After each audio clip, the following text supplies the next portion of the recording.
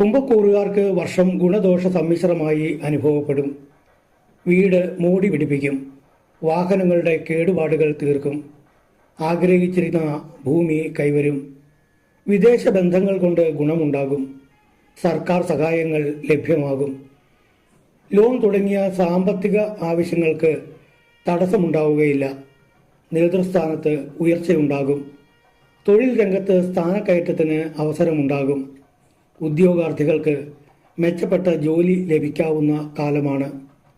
തീർത്ഥാടന കേന്ദ്രങ്ങൾ, ആരാധനാലയങ്ങൾ ഇവയൊക്കെ സന്ദർശിക്കാൻ അവസരമുണ്ടാകും.